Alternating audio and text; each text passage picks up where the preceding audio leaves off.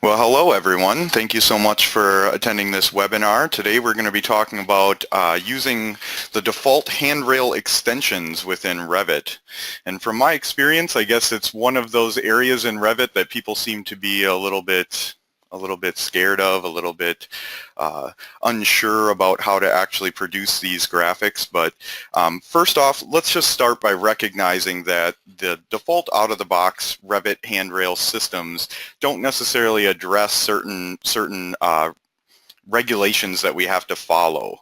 And so, for example, we have to read ADA guidelines both in our graphics and in our real life end result that we produce. And by default, these aren't really, this doesn't happen just automatically in our railing systems as we place them out.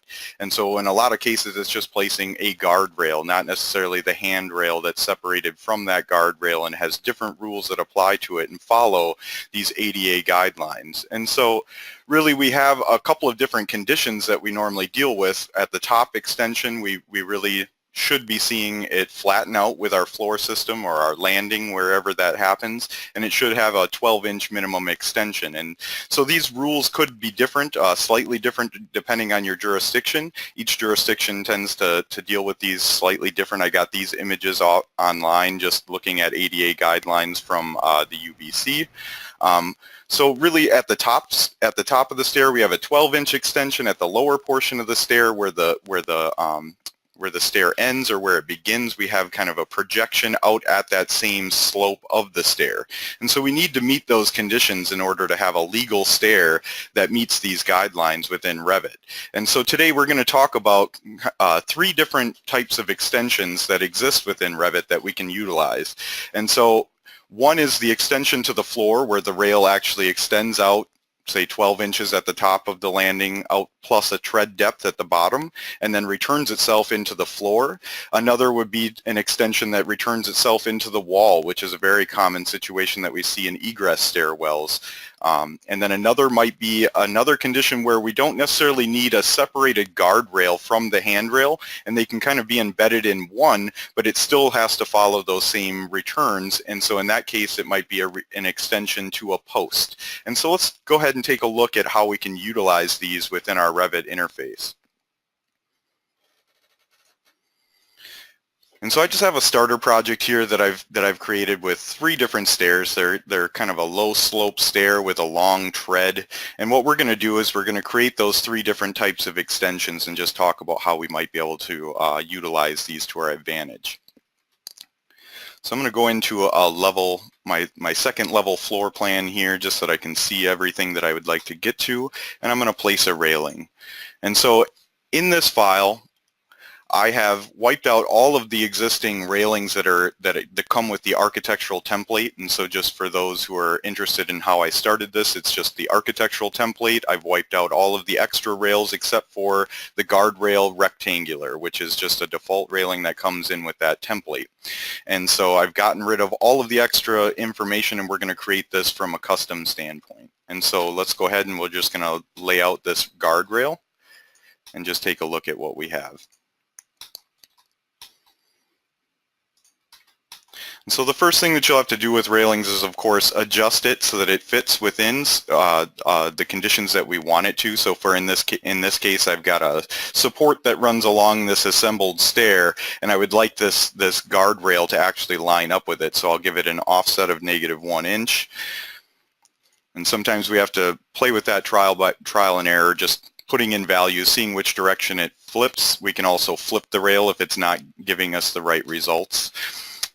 And so let's just go ahead and jump into a 3D view and take a look at what we have. So once we host this to our stairs, we're going to notice that it follows the slope of the stair, but currently it has no handrail. It has, two end posts, but they don't really extend past the edge of the stair, and we need to have that show both in our elevations and our plan views that those extensions exist. And so let's go ahead and take a look at a way that we could add that into this rail.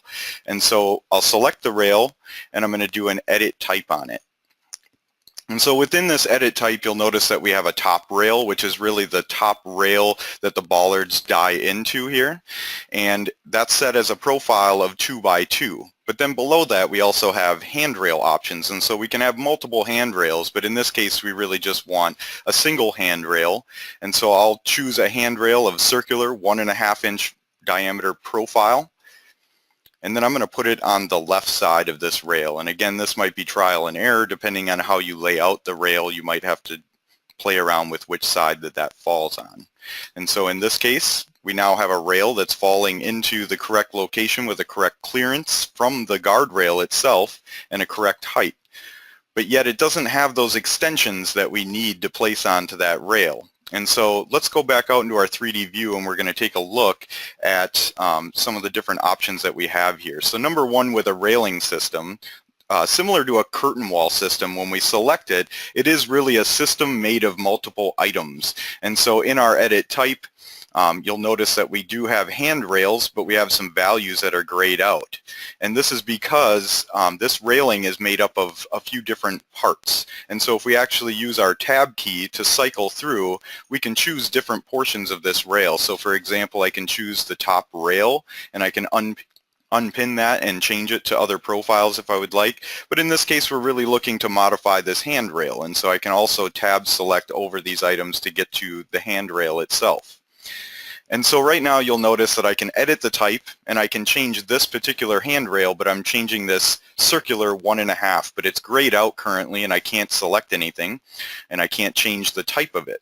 And that is because it's currently pinned. And so if we unpin that railing, we can now change the type, but in this particular file we only have the circular 1.5 inch handrail profile loaded in here, and so we really need to make a different type of rail and then apply those extensions to it. So let's go ahead and hit edit type on this, and now we'll notice that we have extensions that we can add to that rail.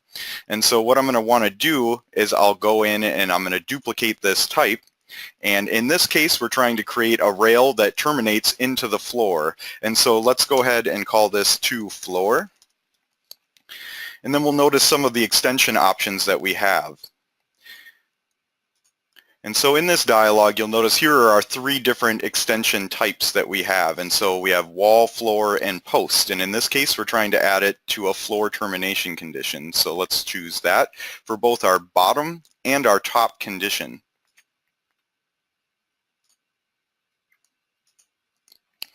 And then at the same time, at the top, we need a 1 foot extension. And at the bottom, we would need a plus tread depth dimension on that as well. And so I'll check this plus tread depth radio button here. And so then let's just hit OK and see what that produces for us. And so now you'll see that we have a handrail that terminates into the ground. It also has a flattened off portion here at the top, and it also has a plus tread depth dimension extension on the lower portion that maintains the slope of the stair. And so a couple things to note here is that we've changed the guardrail rectangular, but in this case we really want to make a separate type for that. And at the same time, let's note that when we select this handrail and we repin it, it's going to go back to the default settings that we've applied to this railing system. So first off, let's just go ahead and edit this type, and I'll duplicate this type and call it guardrail to floor. And then instead of choosing the circular 1.5, which was our default handrail type that we had loaded in, let's choose that new type that we created with the extensions to floor. And so now I'll hit OK, and you'll notice that now we have our guardrail separated from our handrail with our correct extensions as well as a termination that meets all of our ADA guidelines. And so let's go ahead, and I'm just going to flip over to the other side of this and apply this same guardrail and handrail condition to the right side of this stair.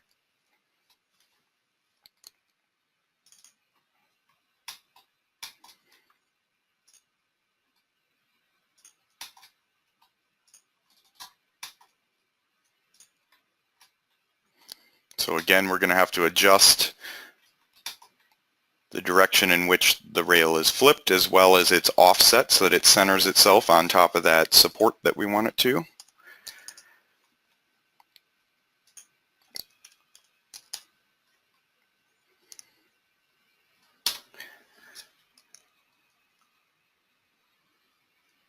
And now I'm just going to change the type to our guardrail to floor instead of our guardrail rectangular. And so now that comes through with all of our applied rail conditions. And I just need to simply host that to my stair. And let's go back out into 3D and take a look at that. And so now we have our guardrail our guardrail as well as our handrails, and they're all automated within this simple guardrails family that we've created. And so now that's one type of condition. But let's go ahead and take a look at another condition where, like I was saying, we may have conditions where we don't necessarily need a separated guardrail at 42 inches with a handrail at 36 inches. In some cases, we can get by with just having a 36-inch handrail that represents both the handrail and the guard. And so then you'll have balusters that fall within that, but they really stop at the top of that handrail. And then in this case, we're actually going to return that handrail back into the post instead of returning it back into the floor in this case.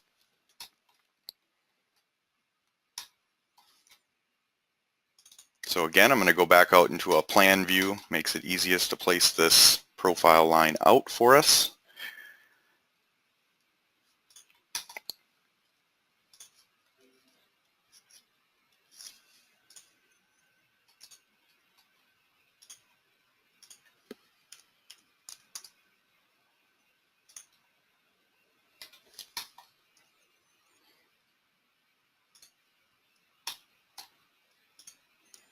And let's go ahead and host this to our stairs so that it follows our slope correctly. And really what we want to do now is we need to do pretty much what we did for this other rail, which is create a separate handrail type for this guardrail system. And so the first thing I'm going to do here is I'm just going to duplicate this type and call it guardrail to post.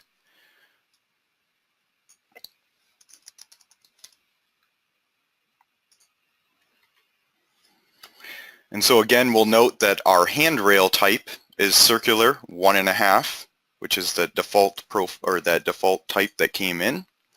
And so I'm going to tab select to select that rail and unpin it. And then if I edit this type, I will also duplicate it and call that one to post as well. And now in our extension styles, instead of choosing our to floor option, we're going to choose a to post option. And I'm going to give it the same extension. So at the top, it'll be a 1-foot extension. And at the bottom of this stair, it'll be a plus tread depth extension. And so let's just go ahead and we'll hit OK on that. And so we can see that it's creating the post condition correct, and it's wrapping the rail back vertically. But right now it's offset in a standard way that we would find for a guardrail handrail situation where they're separated. But really in this case we want to merge the two as one system rather than as two separate parts. And so let's go ahead and take a look at how we can do that. And so I'm going to go ahead and tab select to my handrail again and look at some of the type properties that we have available for us here. And so right here we have our hand clearance, and so that's really what's pushing it out past the center line of this guardrail that we've created.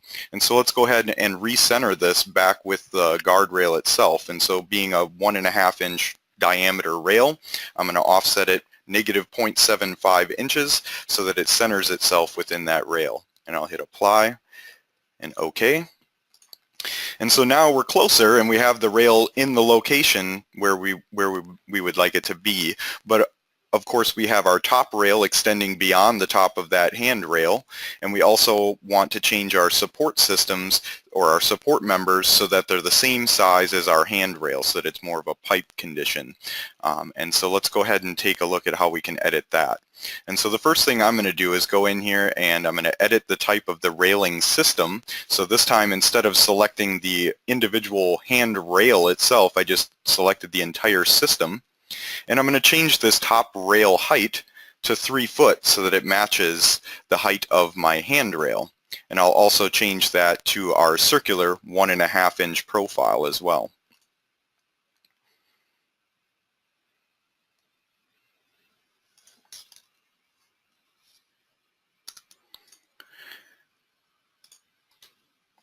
And so now when we repin our handrail, again, remember that it's looking to the default values set within this railings family, or the railing system family. And so we need to go into that type, and we're going to change that from our default circular 1.5 to that new type that we created, which is 2 post. Now hit apply on that, and OK. And so now we have our handrail running in line with our top rail, but it contains all of our extensions that we need. But right now, currently, if I was to tab select on this, I also have a top rail overlapped and embedded inside of my handrail. So there's a couple of ways that I could go about dealing with this. So number one, we can remove the handrail from this system, or from this railing system.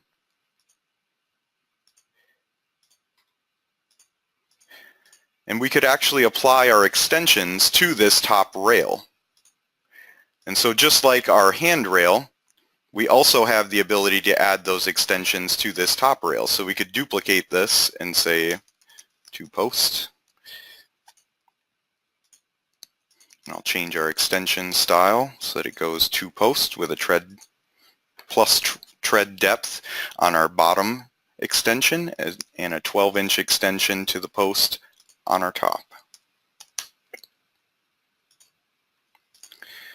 And so now we no longer have those two pieces embedded within one another, because we've removed the handrail and have simply applied our extensions to our top rail.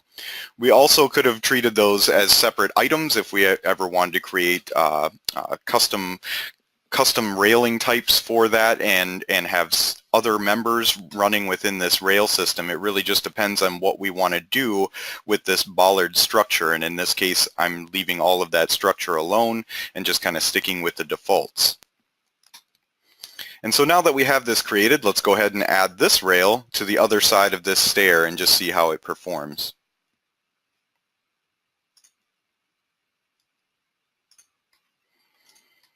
So I'm going to choose my 2 post guardrail.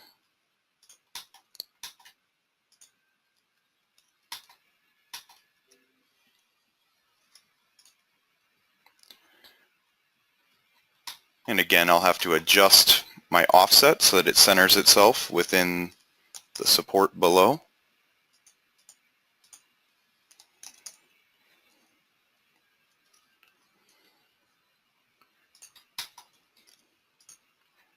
And I will host it to my stair.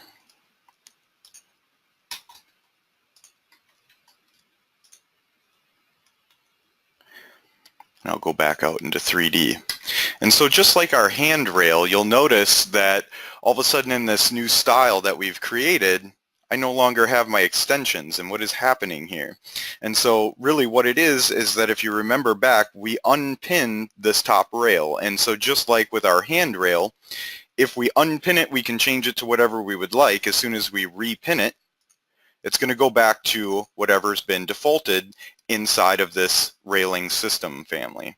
And so let's go ahead and change that out. And so for our top rail, we had chosen that original, or that default circular 1.5-inch rail, but we recreated that system with extensions to post. And so we'll select that system and hit apply.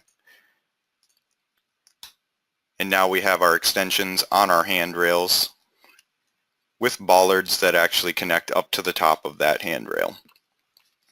And so another thing that I'll talk about with these rails is a lot of times this isn't necessarily the type of shape that we would want on these extensions, for lack of a better term here. And so maybe we want to adjust these so that there's less distance between the bottom and the top rail, as well as maybe the shape of how it actually plays out. So let's look at how we can edit some of those portions of this rail. And so if I tab select to select that top rail, you'll notice that it pops up with an edit rail button here. And so before I make any edits to this rail, I have to, of course, unpin it. And then I'm going to go into my edit rail, and I can edit things like the profile of the rail, but I can also edit its path. And so let's go ahead and edit the path, and then you'll notice that I can take those members and I can change them. So in this case, say I wanted this to be arced so that it's actually a smoother portion of the rail rather than just squared off with mitered corners. So I'll hit OK on that, and now you'll notice that I have a nice rounded detail here that could be adjusted however your company standard is or however you're trying to create this rail. And so I'll go on the other end here and I'll just edit the path of this. And so say we just wanted to simply move this up so that there's less material in this. I'll hit OK. And so there it is. So we can actually adjust those custom to our needs or to whatever the project requires as far as the design intent. And so as the last portion of this, we're going to look at how we can create a to-wall condition where our handrail actually wraps in and ties against a guardrail condition. And this might be similar to what we might find in an egress stair, where the stair itself is actually wrapped by shaft walls that are fully encompassing that stair system. And so most of our rail systems are actually attached to that wall. And so we're going to create a wall mount system that will apply to this pre-existing guardrail that we've already placed in here. So I'll just start by drawing out a railing, and I'll just use the default guardrail rectangular here.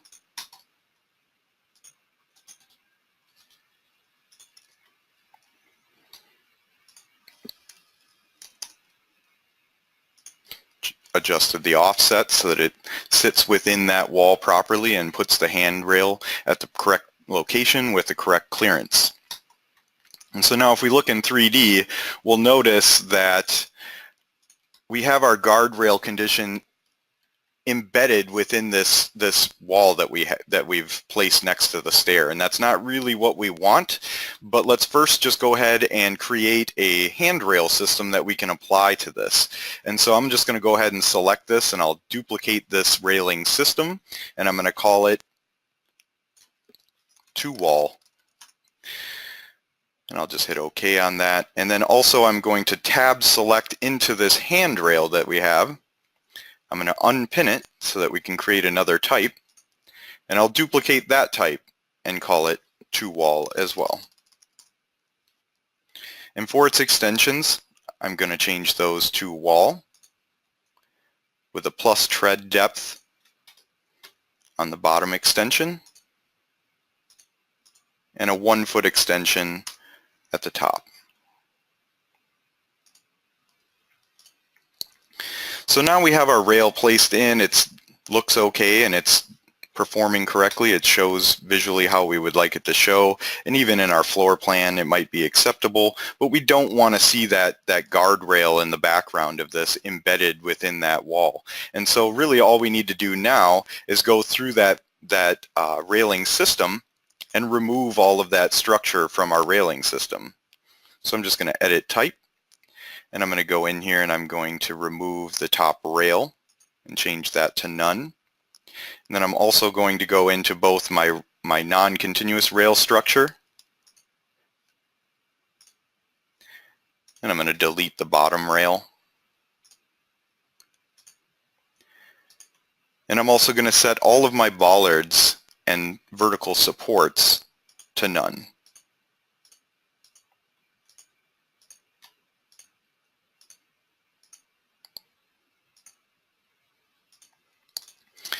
And so now we have a nice handrail that's following our wall, doesn't show any other structure, and has all of the correct extensions and shows itself in both our 3D or in our 3D views as well as plans and sections.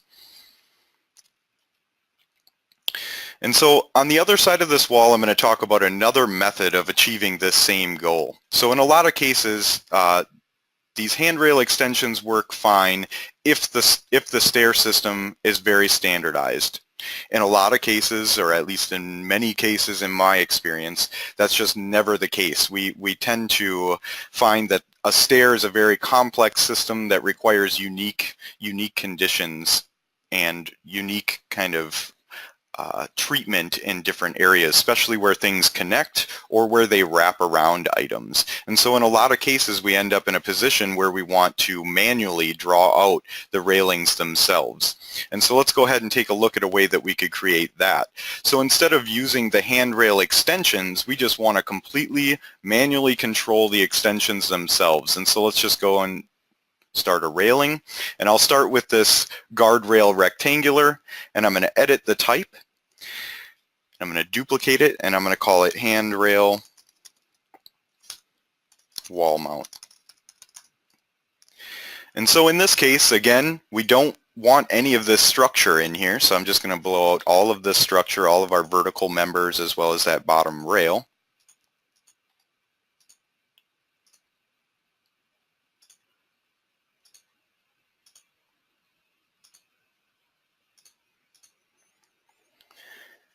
And then essentially we're going to use the top rail as our handrail. And so we'll change this to the correct profile, which is our circular 1.5 or another acceptable ADA standard profile. And we're going to change the height to 3 foot. And in this case, we're just going to turn the handrails off completely.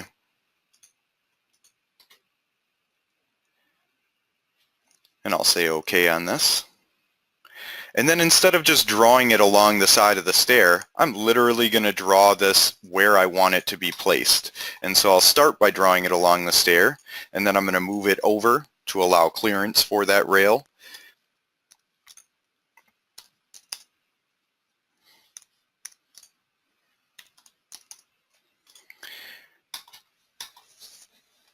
And then at the very top of the stair, I would like a 12-inch extension, and at the bottom, I need that plus tread depth extension. And so I'll just go ahead and manually draw those in. And so one little tidbit about railings in general is that if I break a line, it will then create a joint within that railing and create a break point that flattens out or recognizes a separate host. And so, for example, if I was to continue this rail up 12 inches, it will continue along the slope of this stair, but ultimately we really need that to flatten out. So instead, if we create a breakpoint there and create our extension as a separate line, this will then allow it to become flat at that landing condition. And on the other end, we would really like this to continue down at the same slope of the stair, but plus 1 tread depth. And so I'll first just draw it at this tread, and then I'm going to select that end piece of the rail here, and I'm just going to use my tread to actually push it out 1 tread depth, which in this case is 1 foot 8.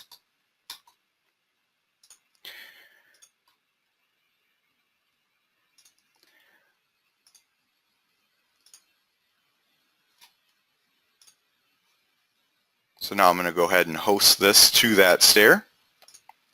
And let's take a look at what we have. And so very similar to the handrail that we added to the guardrail on this other side of the stair. But in this case, we get to completely manually control this. So if we need to extend this out further, we can do so. Without having to make a new type, we can just edit that profile or that railing definition line or the sketch line that the profile runs against. And so that really gives us a lot of control over that railing system. And so one thing that's preferred in a lot of cases is that instead of having a mitered condition here, we actually want to create a radius condition there. So we can actually draw that radius in.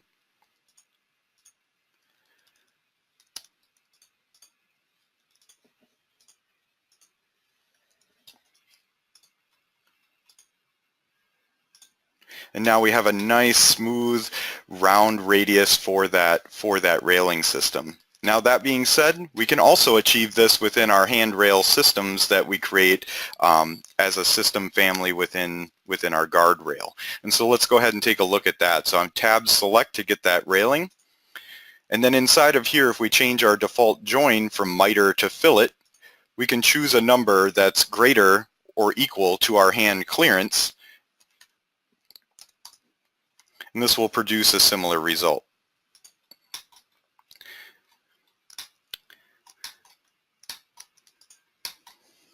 And so there you have it. 3 different conditions that we can create within Revit's default settings. This is all stuff that exists within Revit. All we have to do is edit the types of these in order to achieve these end goals.